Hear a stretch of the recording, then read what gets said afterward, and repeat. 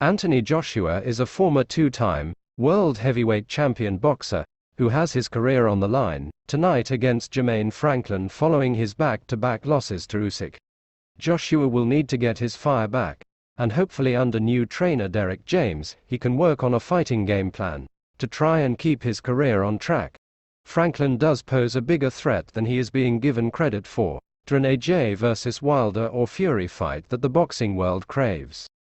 Joshua must add to his existing skill set. Here are some of his strengths and weaknesses and our fight prediction. Number 1, his punching power. Joshua has great knockout power in both hands, and when he sets up his punches behind his jab, he can end a fight at any time. He has a great uppercut, and both right and left hooks can end a fight. Number 2, combination punching. Joshua is an excellent combination puncher.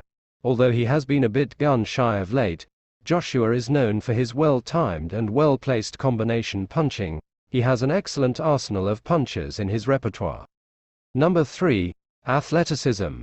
Anthony Joshua is a highly athletic boxer who has excellent footwork, balance, and agility for his size. He has speed of hand when he throws with intent. Number 4, height and reach. AJ is 6'6" in height and has a long reach of 82 inches.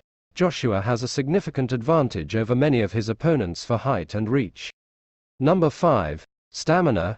Joshua has shown an impressive level of endurance and stamina in many of his fights, allowing him to keep up a strong pace for the entire fight, although this has been a weakness of late as it fluctuates in fights, and when hit, his tank seems to empty more quickly. Now for his weaknesses. Joshua and Derek James will need to work on the following. Number 1, counterpunching.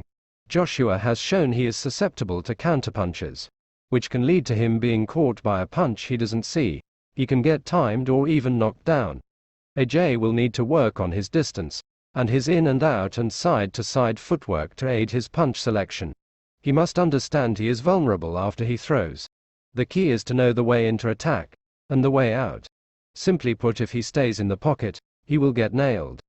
Number 2, head movement. Joshua tends to keep his head in the firing line after he has thrown. With the new trainer, he needs to work on his defense. If he gets in range, either slip punches or gain lateral movement for an escape to mask this flaw. Number 3, chin.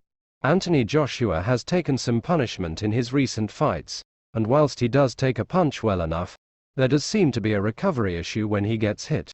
There seems to be either a chin mentality or he tightens up. AJ does need his survival instincts worked on. He has shown a vulnerability in adversity in a few of his fights. To give some examples, the Klitschko fight, the Ruiz first fight, and even in the first Usyk fight. There needs to be a game plan for when he gets stunned, hit or knocked down. Planning for a crisis will be beneficial. Maybe a round or two to clear his head. Holding or some old pro tricks. It's about survival in the fire.